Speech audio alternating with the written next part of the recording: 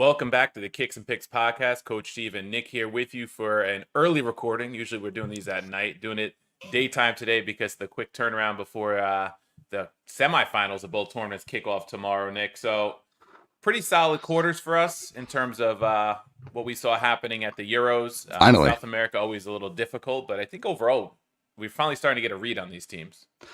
Yeah, it's been difficult. We had a good weekend, like you said. Man, like we got so spoiled of 2 or 3 weeks I know. with nothing but games, and then you go 2 days without games, and the withdrawal starts to hit. But it's not a shock, maybe, to see the final 4 teams here in this Euro, like who they are. It's definitely a shock to see how they've performed and how they've gotten here. So, surprises without really being surprised. We'll obviously get into it, but it really has been I've been kind of maintaining the first 2 group games maybe fooled everybody into thinking how good this Euros really is, because we saw overs coming in every single game. Not yet, Hedge. We saw, like teams We'll get like to Copa soon. Slovakia and Albania and Turkey and teams that, not household teams. And everybody was wondering how this expanded format was going to work out. And like, oh shit, this might actually work out. And then like group game 3, first round of this, the second round, or what is it now? A round of 16. And then round into of 16. It just, I don't know. Everybody, you're hearing former players, you're hearing experts saying that we lost football. Like I kind of tend to agree, man. People, we're a little too worried about the results. Teams are a little too cautious. They're worried about not losing games. More importantly than that, I think these players are just fucking tired. Yeah. Long seasons.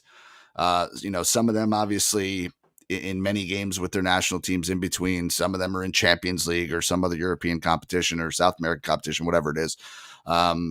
So we're seeing guys just not really show up the way we want them to. And I think fatigue has to have a lot to do with it. I'm not trying to make excuses for any players, because I certainly had guys showing up a lot more than they have, but we got to chalk it up to something. It can't just be that players lost their talent, coaches lost their ability.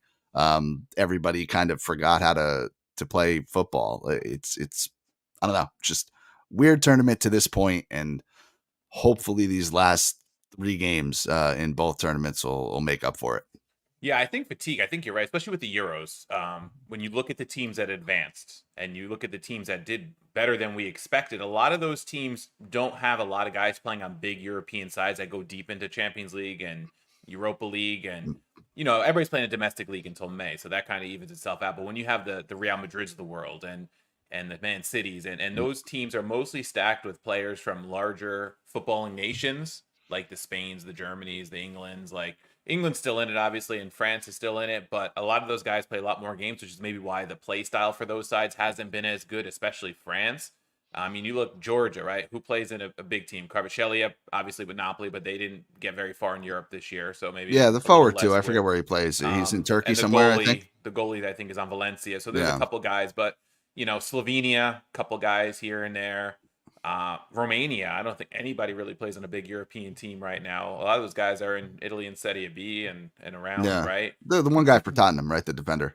Yeah. Oh, yeah. Dragusin, who was from Genoa, right? And then Slovakia, Turkey, Austria, right? So they have like a handful of guys that are playing deep into European competitions, but not the same as in England or France or Spain. So maybe some of that does wear on it.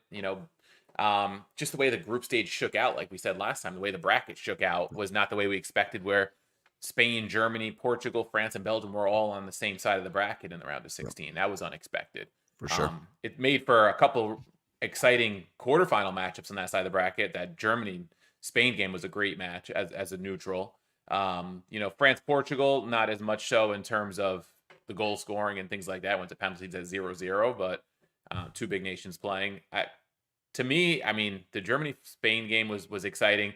The Netherlands-Turkey match was very exciting as well. That probably was the best 2 games of the tournament. Probably the best 2 as neutrals to watch and see teams go at each other, score a couple of goals. The fact that Spain won that in what was it, like the 118th minute or so. The Dutch had to come back late in regular time. So those were very exciting matchups. So let's jump into the quarters, Nick, with the first match of the quarters on Tuesday afternoon here in the East Coast of the United States. It's Spain and France. Um, Two of the bigger football nations in Europe, two of the more successful ones over the past decade or so, especially France. But France has been very underwhelming. I think if I read correct, they've only scored one of their own goals, right? The rest was like an own goal and then advancing on penalty kicks and Yep. um, very, very disappointing. Have to me, they have to be in terms of not, they're in the semifinals, so obviously the results have been there, but in terms of how they've played, I think have to be the most disappointing side in the tournament. Yeah, and this is where you have to decide what's important and what's relevant, because France and England have probably been the two most underwhelming sides in this entire tournament, Yeah. to the two biggest betting favorites going into the tournament. Well, here they are in the semifinals. So are we mad about it or are we happy about it? I'm pissed off about it from every game I fucking bet on them. And I had a future on France's goals. I had a future on Mbappe to get 4 goals. He's not going to come anywhere close unless he goes superhuman. So that's disappointing, but that's not going to matter because they've made it this far. They're up against Spain. Tough test, but they're always going to face a tough test.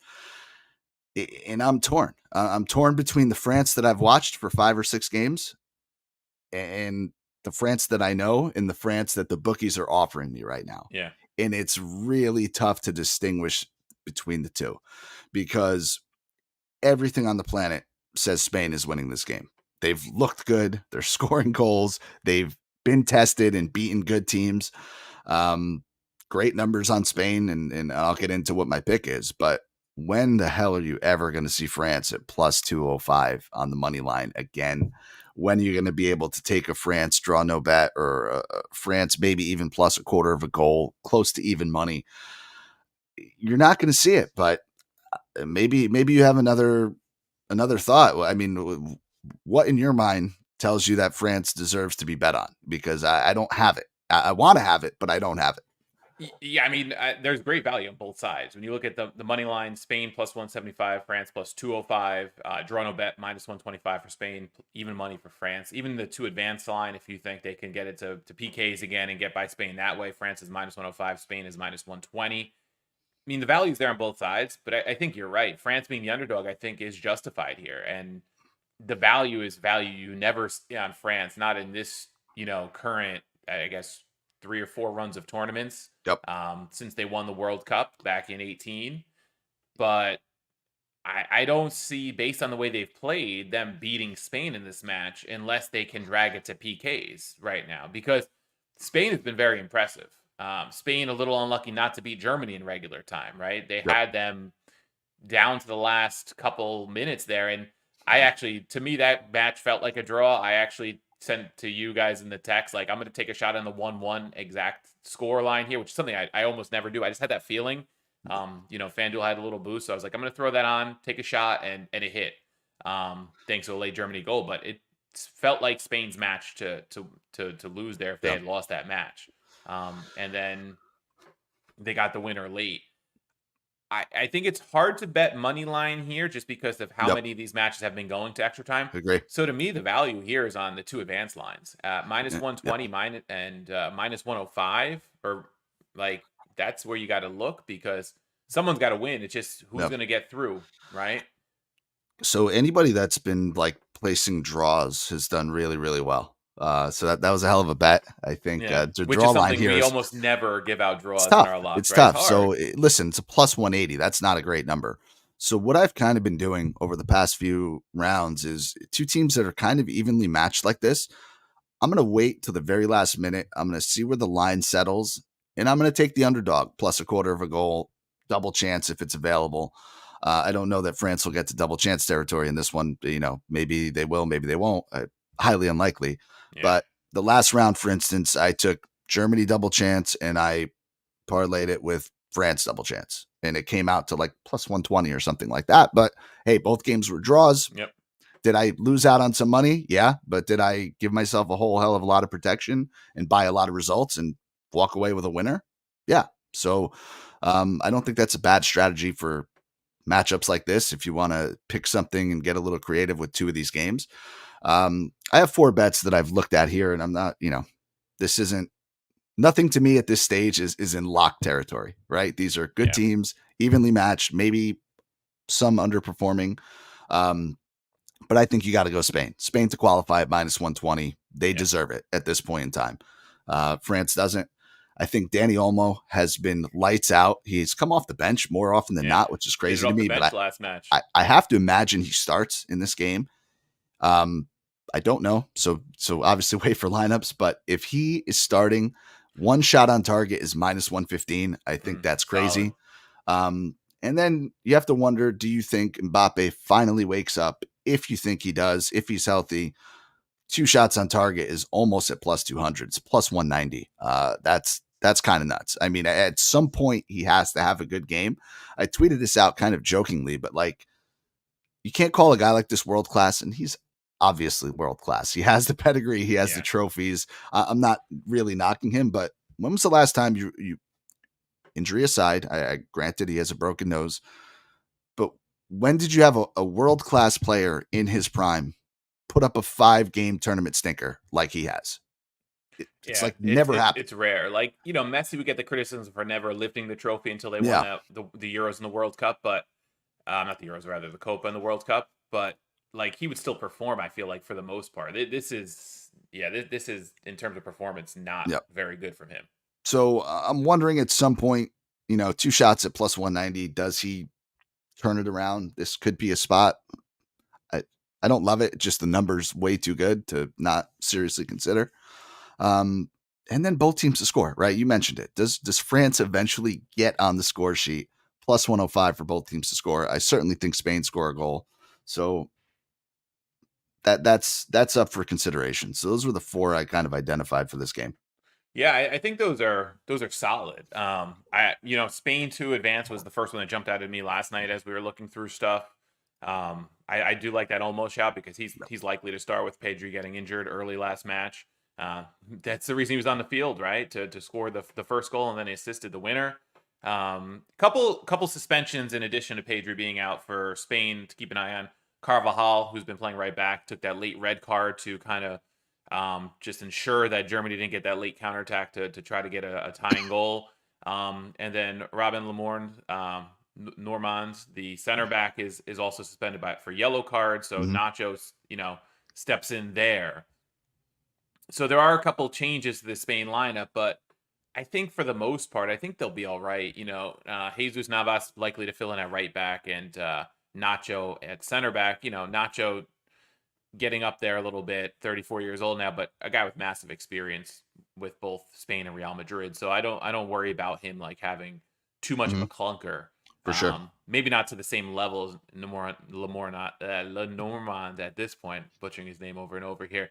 But I think in terms of experience, he's fine. Navas, same thing, the experienced player, and Olmo, like you said, is on fire right now. Mm-hmm. I think for Spain, the guy that needs to step up a little bit is Alvaro Morata. Yeah. No goals yet. This is an experienced striker. Not our favorite striker. We talk about him all the time. We Yep. joke about him all the time when he's, playing domestically. He's got just the one goal so far.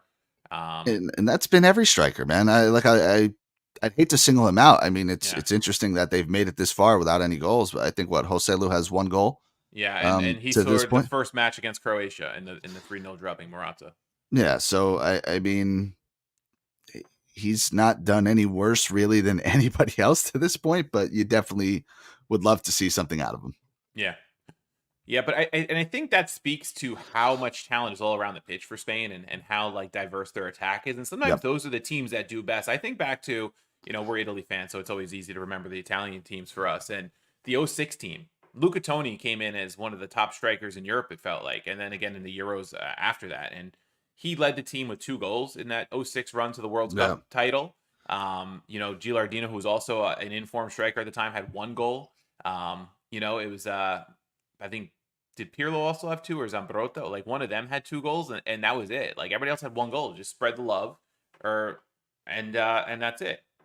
And sometimes that works for teams, and it seems like it's working for Spain right now because they have so much talent around the pitch. For sure. And I feel And like Germany was set up pretty similarly. But yeah, those are the two teams that look the best all yeah, tournament. yeah, and it just feels like with modern football, you don't get those number 9s that just banging goals as often Yep. anymore. there's no Yep. like Miroslav Klose in this tournament who used to just bag goals for Germany or prime Ronaldo for Brazil before the injuries set in. Like those And guys, look at how few teams today play with the two striker setup. yeah, very few, very rare, very rare. So agree. Yeah. So and no real. I mean, these teams have obviously played a bit in some recent tournaments. The Nations League final in 21 that France beat Spain 2-1. But other than that, not actually a lot of recent history, which is surprising to me because they've both been so good. But they haven't met at the Euros since 2012 when Spain beat France 2-0. Oh And wow. that, yeah. So um, very surprising. That was a Xabi Alonso double, a goal and then a penalty late. I'm looking here.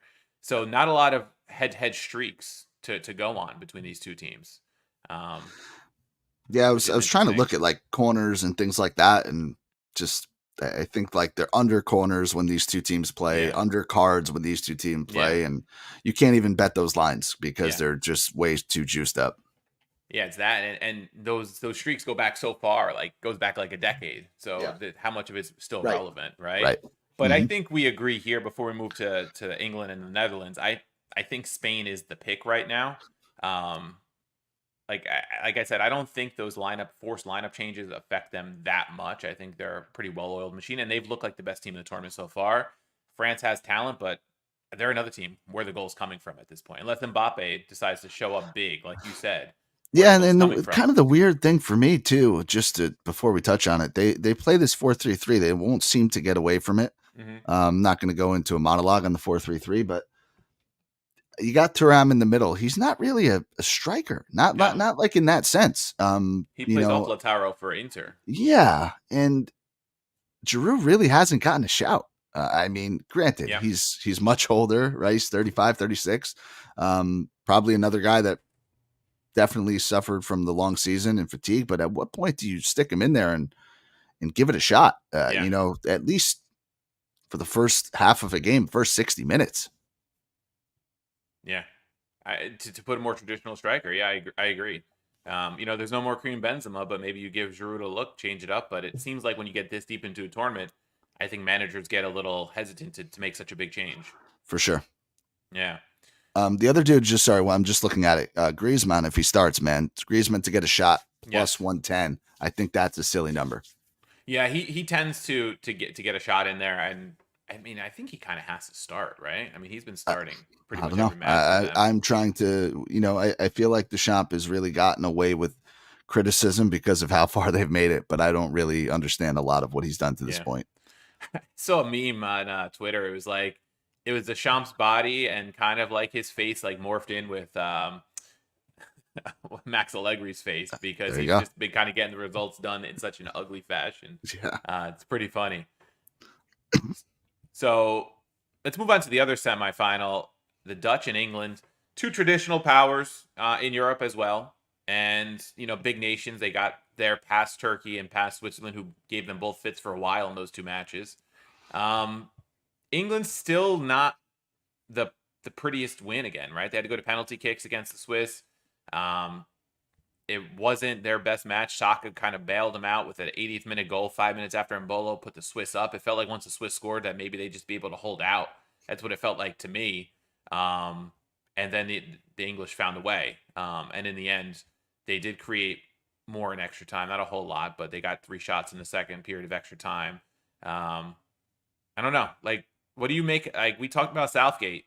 He's not one to change much, and they finally scored a goal when he threw on more attacking players, but it was Yep. forced because they were down with 15 minutes left in the match. Steve, who are you rooting for? I can't tell. I am at this point rooting for the Dutch, who tend to be my second European team I root for. I love. I've always had a thing for the orange jerseys. I've got my Kevin Strootman from when he was playing with Roma over here.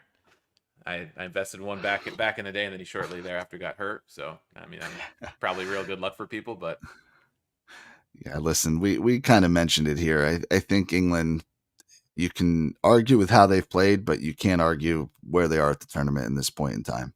yeah, Um, Southgate, you're right. And, people are asking questions and rightfully so. And listen, that's not me saying I think you take Harry Kane out.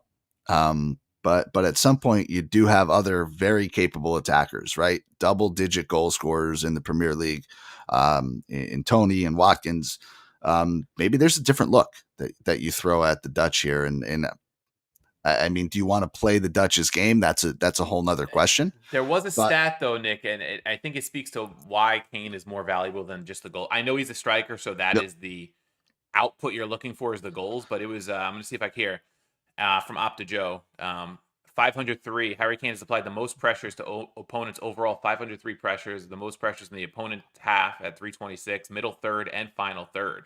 So right. I mean, the guy's working his ass off. No, So there's no question. And I think again, it kind of goes to like we were texting about Darwin Nunez the other night, right, with our buddy who's Uruguayan, and like it's the same kind of feel. Like he just pressures and never pressures, and stops running. yeah, So no, like I said, I'm not saying that you move away from him, but at what point do you try two of these guys yeah, together, especially when some of the players behind them haven't really shown up? And listen, Saka obviously had a phenomenal game last game. He'd been maybe England's worst player up into that, up yeah, until that game. So um, the leash needs to be a lot shorter on some of these guys. And listen, they have talent. They have a lot of versatility in how I think they could play. Is Southgate going to ultimately hold them back? And let's give the Dutch some credit, man. They've looked good. They're scoring a lot of goals. They're generating a lot of chances, maybe even more so than the goals that they've ultimately gotten. yeah, And they're another team that's doing it with a piss poor striker in Memphis. Memphis stinks. I'm not going to go on another rant because we talk about it just about every episode. This guy hasn't done anything good the entire tournament. They're getting so much out of Gakpo, who has looked yeah. fantastic now for another tournament. Seems to do Man, that a lot. I thought he had the goal that was going to cash me an anytime scorer last match, and Yeah, then it was the own goal, the dreaded own goal came back again. right. So that was hurt. That hurt for you. But yeah, the question comes to this team: at what point do you try something out? Right? You have Xerxes, who hasn't really featured. You have Weghorst, who more of that traditional number 9, but I think that's another guy that shows out. You got Bergwijn, who he's played, but he's not really playing in his preferred position. So, um, it's the question that has to come up, right? They've made the semifinals, both of these teams. Do you stick with what got you here, or do Yeah, you tap into the talent, tap into the versatility that you have, and really try to make a statement? It's a tough call, right? It's very easy to Monday morning quarterback or try to predict what's going to happen. Can't argue with the results to this point, and that's kind of where I'm stuck. yeah, and looking at the comments, Hedge looking like he's got a lot of money sitting on this Dutch side with the 16-1 to win the tournament, and then Gakpo for Golden Boot 45-1. Great play there. If that ends up panning out, he's had a very good tournament. Yep. At least he's looking at a 0-0 half in the first half. He feels like with the way these sides have played, and he feels like Virgil van Dijk can take care of Harry Kane. The Dutch fullbacks can take care of Saka. With Ake and Dumfries on the two either side if he inverts or whatever. So yeah, I think you're right about Depay. Like he's the one that is of the whole side. Like he's the one that you feel like is holding them back a little bit because they have been pretty good as a team. But like if they had a striker banging in goals, I think they're probably up there as one of the better performing sides if they had been able to do that. And you got to remember they got out of their group as a third place side, which is kind of Right. crazy. They're trying to follow that Portugal route from when they won. What was that? Like 16, I think, the first time they expanded the tournament was Yep. 2016. So they're trying to follow that route, and like our friend of the pod, Nima Tavali, called him. I saw on Twitter early on the wannabe NBA player with his, he's got the cornrows and Yeah. the headband going on. He looks more like an NBA player than a footballer right now, and Hey, he's got his rap album. He's yeah, doing it all.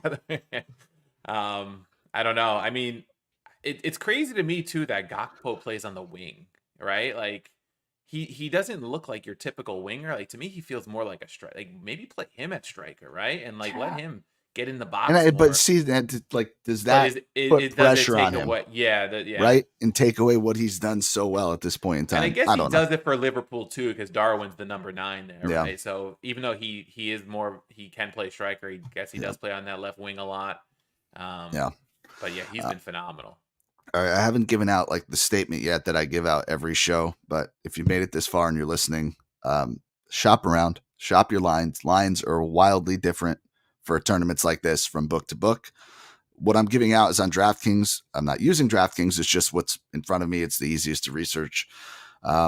But I think these lines can vary. So let me hit you with some bets, and I want your thoughts, Coach. Both teams to score even money. Both teams to score even money. I think it's solid because I don't know if the Dutch defense is good enough to keep them out for the whole match. I They mean, just don't even as feel bad like, as England's been, right? yeah, like it Everybody's feels scoring on the like, Dutch. yeah, yeah. The Um, the Turks gave them problems at times. to Yeah, take a shot here, the draw is plus 180. Draw an over 1.5 goals. So that's effectively both teams scoring. You're looking at a yeah, 1-1, a 1-1. 2-2, plus 300. I think that's a spot to maybe take a shot.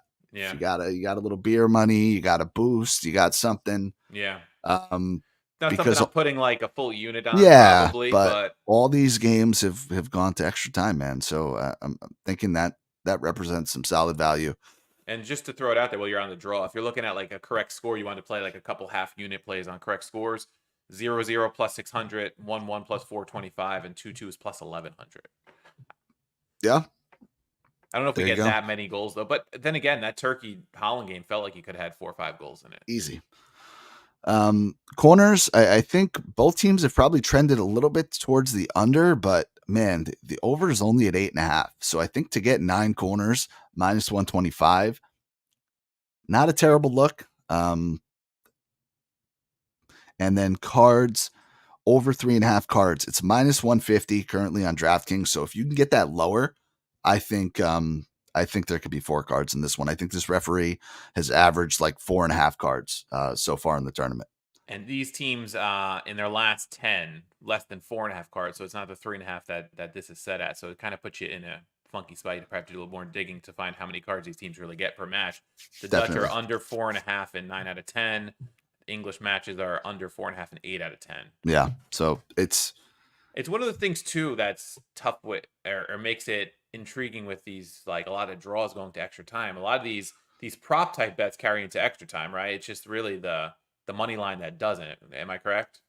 I'm sorry, Coach. Could you repeat that? The card props will carry into extra time, right? If this I match don't goes to believe extra, so. I'm no, almost positive every single bet that you guys make, and definitely check with your book. A lot of them will, as you're placing it, there might be it'll say a 90-minute disclaimer. line, right? Almost every bet's a 90-minute bet. I think Mm, the only ones that aren't are like to advance or method of victory. If team A and PKs or team B in extra time. yeah.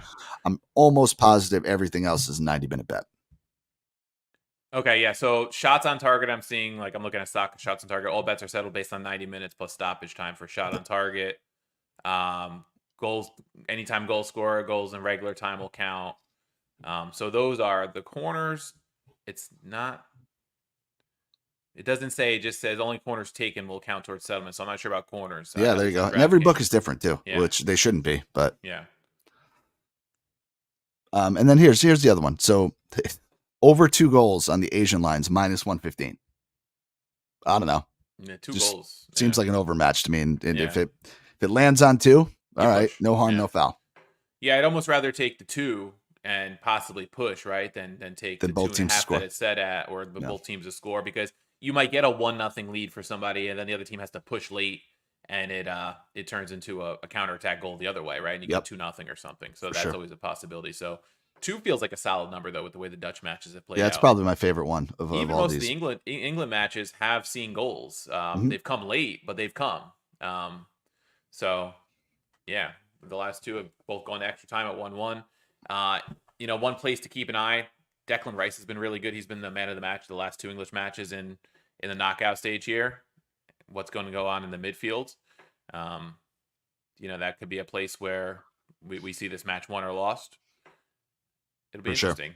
I think this will be a fun one, though. I think both these matches will be fun matches as neutrals to watch. Hope Um, so. I know Hedge will be sweating it out if it gets into extra time with the Dutch there. Um, but hey, if you get a Gakpo goal, you might be good for that golden boot ticket at 45 Hey to 1. man, So I yeah, guess not a terrible time to hedge a little bit with England, right? You got a yeah. nice plus money number, but man, hell of a call. I mean, shout Yeah. out to you. And Lisi throwing one out here at us. Both teams to score, and England uh, to qualify is plus 260. Both teams to score, and Netherlands to qualify plus 340. So if you think both teams are going to score, you could get more value there.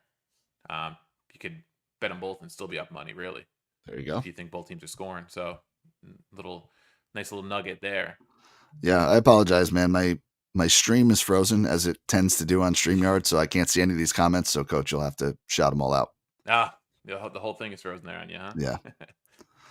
All right. So that should wrap Euro. We'll be back obviously with a finals preview later this week before we head into those Sunday finals. But we're expecting some good semis.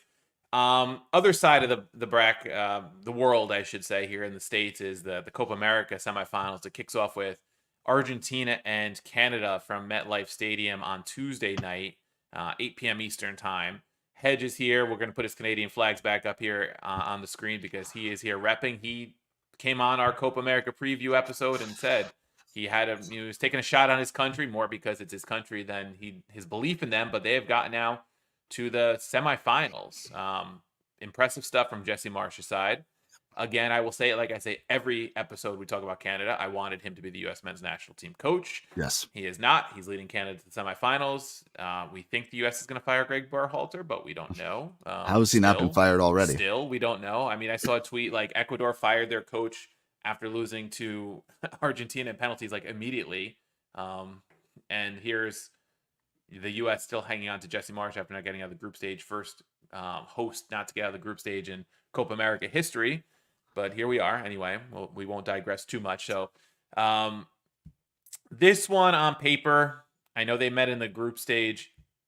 As much as I want to see a good match here out of the Canadians, I just feel like they're going to be overmatched. But I don't know. What do you think? Do you think there's a I mean, going direct to penalties does give, I think, a little more hope. But is there a route for Canada here? Do you feel?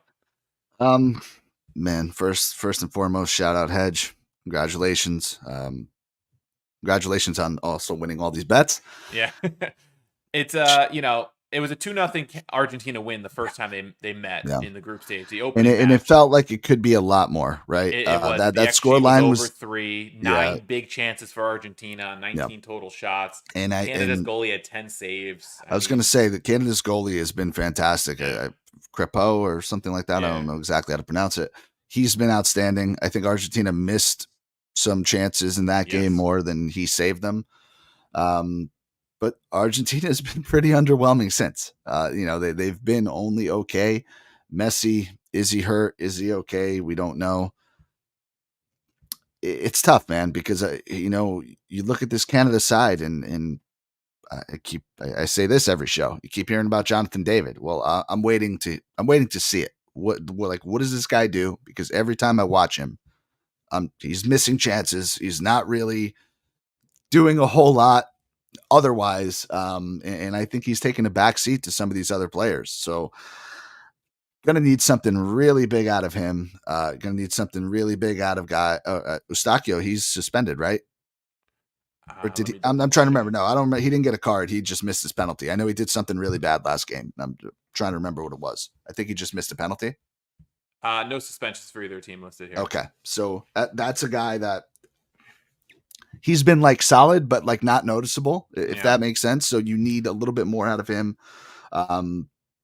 You know, the other dude, man, the Schaffelberg's like stepped up for them pretty yeah. nicely this tournament. Who's the right? guy for Bayern with the similar name? Oh, you're talking, Davies. Davies, like that, you're gonna need a little more out of him. You mentioned Schaffelberg, right? And I know like Canadian Twitter's going nuts and Canadian media's going nuts, and awesome, absolutely, like great story.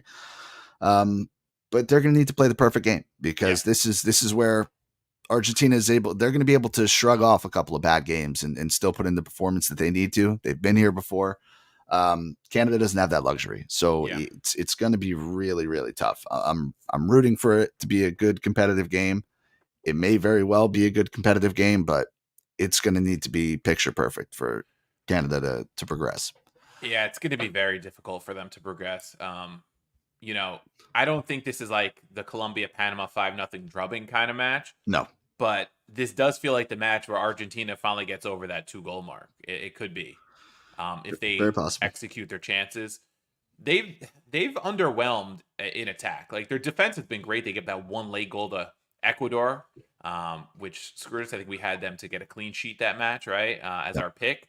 And Hedge agrees. He goes, it's gonna have to be perfect, right? Like might need a red card to actually pull it off, but just happen to be here. And I think any Canadian would be lying to you if they didn't say that, this is feels like a victory for them to get to Anyone the in the U.S. semifinals. or Mexico would trade places for you, Yeah. trade Yeah. places with you in a heartbeat. So given Absolutely. Canada's football history, like I think any of them would be thrilled to be here. And I think Hedge is right. I think like anything you do here is like, even if you play Argentina tight, I think is like icing on the cake at this point. Um, Yeah, but but here's the flip side. I'm not trying to. I'm trying to buy into the Hedge hype here. Um, Argentina, like I said, man, like they've they've underwhelmed had offensively. they've underwhelmed, but like you look at the lineup, like I don't know, like does it look that good? I don't know. Yeah. I mean, it's definitely solid all around. I mean, No, I no, think it's does Lautaro start or does Alvarez start? I think is the question mark in this lineup. In terms of like if you're looking at like an anytime scorer type prop, I think that's one you gotta wait till we yeah. get closer to kickoff, or if you're looking at a shots on target prop, because I think this is one where I think Argentina's gonna get a lot of shots again. So I think shot on target props could be big here, Messi included, because he missed some big chances in that first And matchup. that's what I'm saying. Messi. I mean, you want to talk about fatigue, you want to talk about age. Messi, it's hitting him right now. Yeah, Like Di Maria was starting games the first couple of yeah, games, like 35, 36 years old. Um, Obviously, you have Alvarez, you have Martinez, sure. But like Nico Gonzalez was starting games and he looks fucking terrible. Dude sits the bench if you're Argentina. And that's who yeah, you're trotting out yeah, there as Argentina. Meanwhile, you got Garnacho who hasn't featured. And I feel like he was pretty solid this year. Like you got guys like Lo Celso on on this team. You got Paredes, you got Rodrigo de Paul. Like the game has passed a lot of these guys by. Let's just be fucking honest. And they have enough quality that in a competition like this, where there are some weaker teams, they're still able to show out and make a little bit of an impact. But yeah, I don't know, man. Like it's just not. Argentina's just not as impressive as I remember, yeah. in terms of like from a name standpoint. But Defending World Cup winner, right? you You kind maybe of expect a little bit see, more. you know, you see this tournament, and that doesn't really matter. It's about grit, it's about hard work, and it's about getting results. And obviously, they're capable to do that against any team. Yeah, and I think that's kind of been the Copa America, right? The number of fouls you see in these matches is crazy. Hedge is saying Canada also missed plenty of good chances in the first match, and he thinks both teams to score might be doable. Bet wise, that's plus 145. Okay, If you think they I can both like it. score, I was leaning toward Argentina clean sheet when we were texting last night, Yeah, I mean, but if you, I was, I kind of go the same way. Well, Canada to score was something like, why can't I find it? It was like Canada plus scores plus 120. 115. Yeah, Yeah, plus 115. So if you're going to take that, why wouldn't you take both teams to score? So yeah, good you're shout out. not shutting Argentina out, I don't think.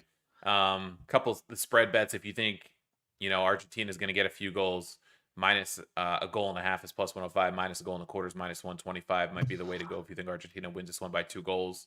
Yeah, and I was looking Um, at it the other way. If you can get Canada plus 1.5 at like minus 130, that's not terrible. If it somehow some way settles on like Canada plus 1.75 or Canada plus 2, I'd probably take it. yeah, it doesn't seem like it's going to go that far though. Right now, the AC No, handicap is minus 145 and the goal and a half. So nah, tough. But no, you mentioned it. I think Lautaro or Alvarez, depending on who's starting. Alvarez is like plus 160. I think that's pretty solid. Lautaro's at plus 115.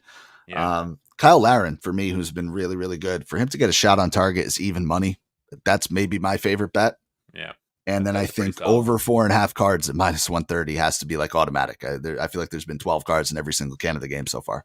Yeah, and then I'm looking at two or more shots on target, depending on who starts up top for Argentina right now. Messi's minus 125, Lautaro plus 140, and Julian Alvarez plus 275 for two or more shots on target. So that those are interesting to me too, because I feel like Argentina will have plenty of the ball and plenty of shots.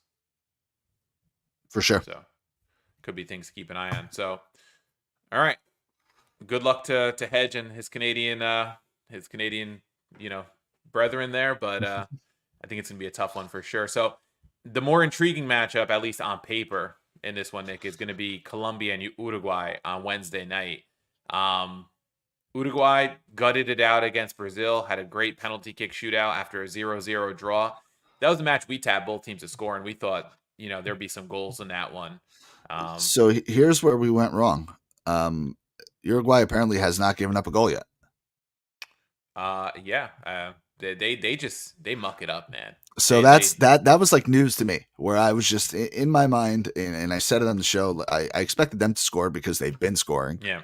but I definitely didn't think Brazil would get shut out in the No, elimination game. Uruguay did give up a goal the first match in the 90 plus 4 minute against Oh, that's right. Panama. We lost that bet. We lost That's that right. bet on Yeah, the yeah. Okay. 94th minute. We had How could I Uruguay forget? clean sheet against Panama, and Yeah. they gave up that goal. Yep. How could I forget? Yeah. But no, they've looked fantastic defensively, Yeah. and um, Brazil, man, they got blanked twice in this tournament. I mean, you want to talk about a team that Yeah. should fire a coach like that dude had to be the most Yeah. annoying coach in fucking maybe the most annoying person in all of Copa America. Like, and the camera just wouldn't leave him alone. And I just got tired of seeing it. Like, dude, shut this guy up, get him off Yeah. the fucking camera. He got everything wrong, and then that's another team that's suffering from a number 9 identity crisis. But enough about them; they lost. Point is, Uruguay has looked fantastic defensively. They've been scoring. You talked about Darwin. I say this all the time to the guys. Like, give me 11 of Darwin. That dude is fantastic. Never stops running. Very smart player. Not the most polished finisher, but I think there's room for improvement there. But he gets results. Yeah. And I think what's holding them back a little bit is he doesn't really have somebody to play off of. It's they have awesome midfielders, a lot of talent on this team, but it just they're missing little something, I think, to get over the hump and to Yeah. get maybe the 2 or 3 goals needed in this game to move on. Yeah. I mean, this Uruguay side, they just run, right? And they just put pressure on you. It's the Bielsa ball. What's crazy to me is I think back, and I know when the U.S. was complaining about cards and stuff when they were in it, like they showed a stat and it was like how many fouls per card for each team in the tournament, and Uruguay was averaging like 30 fouls per card or something like that. And I'm looking here at their stats for the 4 matches: 15 and a half fouls committed per match and 0.8 yellow cards per match. Right? Like Nuts. they get away with a lot of fouls, and I know this is like the South American football, very different than what we're used to watching in Europe when you compare the two tournaments. But they will just beat you into submission kind of thing, Yep. which is what they've done, and that's where I think they are able to get by. Obviously, the first 2 matches they scored a lot of goals. Yep. Darwin, when he's on, he is very good. I said, I said to you, the word I used was menace. He's a menace off the ball, Yep. making runs, pressuring the opposing defenders when they have the ball, and doing all that. He works his tail off. I don't know how he got pulled before penalty kicks last match. That was crazy to me. Yeah. Yep. Didn't With hurt him, like thankfully. not that much time left in the match. You're like, I'm sure you can run for 10 more minutes and get to penalties, but they pulled him after the red card to Nandez, and that's one place I was going to identify that Luis Diaz plays the left wing for Colombia in their 4-3-3. Nandez is now suspended on the right side. I'm Yep. wondering how much damage he can do coming down that side. I was looking for player Yeah. props Let's yesterday. They shout weren't on up target yet. for Diaz, man. It's minus 140. It's a little Yeah. chalky, but it's almost got to be automatic. Yeah. When I was looking at lines last night, they weren't up yet, but they are up now, and I think one or more shots on target for him is very doable. They don't have 2 listed yet here on DraftKings Nope. from what I see, but when it gets closer, that's something I'm going to look at too, because I don't know. Varela hasn't played a whole ton. I mean, Yeah. Nandez has played almost every minute. Varela plays for Flamengo in Brazil. He just played those 12 minutes against Brazil, I guess, after the red card, and that's it. So I feel like Diaz could cook this game. He's been a little quiet, but he did score against Panama. I said before the tournament that I thought Uruguay was one of the better teams in the tournament, but I also said Colombia was kind of my sleeper pick. Yep. And they've been very good. And Listen, yes, I they think had to three play of Panama, the but when you best put up 4 teams are 5 playing. goals, yeah, I agree. Uh, Sorry, didn't mean to cut you off. no, Just but I a- agree. I mean, I think you do have that here, and um, Colombia. I mean, yeah, you got to play who's in front of you, but when you put a 5 against a team, that just shows that you are superior, right? They Yep. didn't dick around. I placed 2 bets on that match. I placed the -1.5 on the Asian line and over 2.5 team goals, because we had said last one we didn't really give out a pick because we said you got to get creative, and I was like, you know what, I feel good about this. I don't think Panama's got any shot. they had 2 goals within the first, what was it, like 12 minutes 15 of the minutes. match, Yeah. 15 Yeah. minutes. And I texted you, I was like, 2.5 is cashing soon. Like, and sure enough, it cashed by the 41st minute. Um, they just overwhelmed Panama. And that's a Panama team that, got through thanks to that red card against the US. It helped them out a lot. But man, Yep. and the finishing, when you talk about it, their XG was only 2.25, and they finished 5 goals. One of them a penalty from Broja. Actually, might have been 2 penalties, which helps. But yeah, 2 penalties. One was very late. But Yeah. still, like usually penalties, the XG on those is very high. So that means the other 3 goals you scored weren't like high probability goals. They only had 7 Yeah. total shots, and they scored 5 of them. Yeah.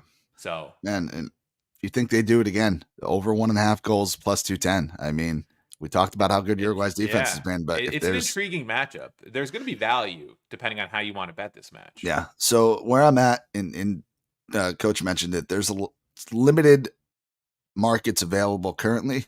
They'll obviously, more will pop up as we get closer to kick. Over 2 goals is minus 120. That to me is Mm. the best spot I'm looking at.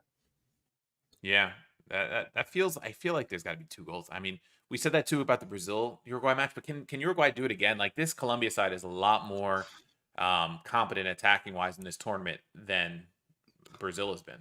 Yep, no question. I'm looking at to score or assist. James Rodriguez plus 175. Oh, we haven't even mentioned him yet. He's He's been been fucking outstanding. Talk about players that incredible. turn up for their national team. Yeah, He has been. I mean, if they win the tournament, he's player of the tournament. dude, he's minus 115 to get a shot on target. I mean, I'm That's looking at that crazy. too. And he takes their PK. So if there's a PK, Yeah, he's taking it. I mean, his match rating from SofaScore, match after match, 8.4 against Paraguay, 8.2 against Costa Rica, 8.1 against Brazil, 9.2 against Panama. no, Like he's been outstanding. Goal and 5 assists so far. man, him to get an assist plus 400. That might be even better than goal or assist. In all honesty, like that Silly, might be worth it because like he's assisted 5 of disrespectful their number. goals already. Yeah, Yep. 5 goals assisted. So they're giving a lot of respect to. They don't. I don't see the anytime score numbers up here. Just the score assist so far. Weird. I don't know why that is, but like all the Colombian players, the lowest one is Cordoba at plus 200 and Borre at plus 200. I don't know how. Or Hamas plus 175, like I said before, but like there's value. There's gonna be value on their goal scorers. There's gonna be Yep. value on him to assist or goal or assist. Man, and the lines aren't out yet. I'm changing course here, but like you want to talk about a cards game if I ever saw one. This one here, if you want to talk about it, take a sprinkle on a red card, take a sprinkle on will a PK be awarded, something like that. That's usually in the plus 250 to plus 300 range. That's kind of where I'm at for this one. Yeah. And the other little caveat here too on defense is Ronald Araujo went out injured for Uruguay, and he's been very solid at center back paired with Oliveira. And Jimenez came in, and he looked a little shaky at times. Yep, They had for Lesko sure. center back, experienced. He's been around the Uruguay national team for a long time, but definitely didn't look as solid in the back after that injury, in my opinion. Yep, agree. And like I said, this Colombia side much more attacking, force this tournament. I know that, Vinny was out last match. I know Rodrigo, and they still had who's the other guy too that plays with him? Rafinha. Rafinha, yeah. We're both playing. So like very talented players, but Yep. so Martinelli far was in there. Yep.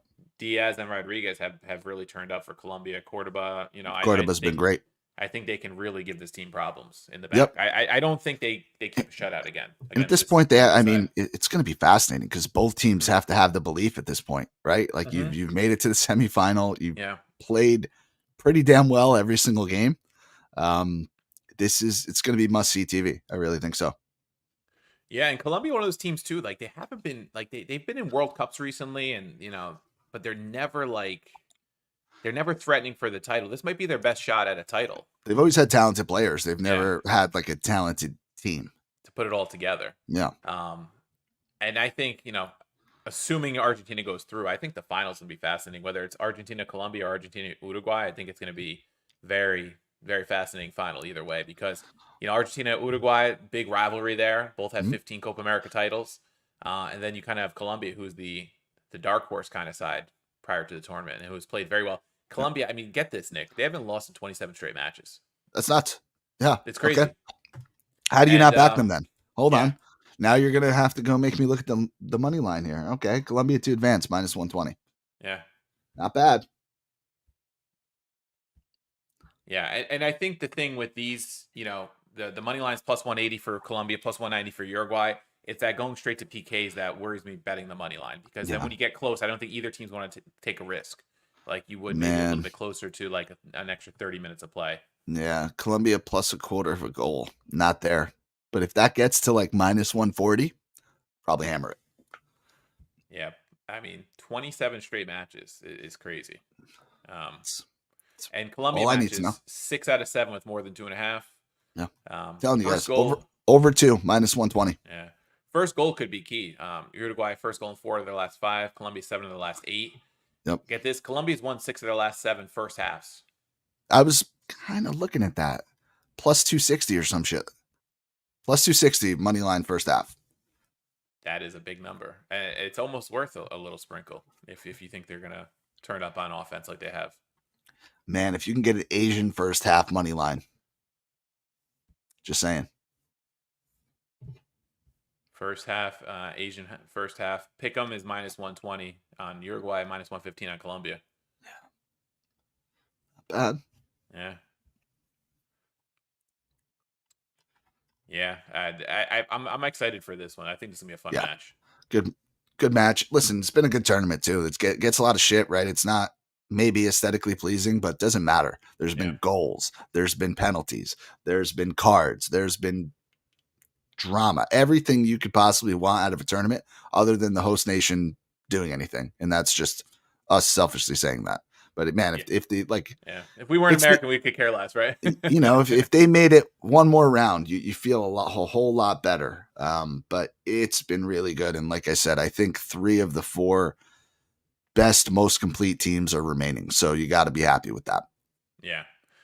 Yeah, the only downside of this was the way the bracket played out, where you knew that Argentina was gonna have a pretty soft path compared to the other side. But other than that, I think it's been a great tournament, and you got those mismatches like the Colombia Panama. Thanks U.S., because that would have been U.S. Colombia, and maybe that's a little more interesting. Who knows? Um, but it's been really good. And anything you want to leave the listeners with, Nick, here for a Euro or Copa before we wrap this one? Man, I think we gave out some good bets, some good leans. Definitely just alerts on. We'll put out the daily shorts once lineups are confirmed, once we're closer with these numbers where they settle. But it's been fun so far. Appreciate the support. Over 2 in this game, definitely. But let's finish strong here. Yeah, thanks everyone who tuned in to the live stream. This will obviously be posted on YouTube. Sorry for For anybody, StreamYard. If you yeah. complain to StreamYard, you get your money back. And like Nick said, subscribe to our YouTube channel if you're not there yet. We're gonna have the daily plays on there. We tweet them out. Thanks again for always listening, and we'll catch you again before the finals.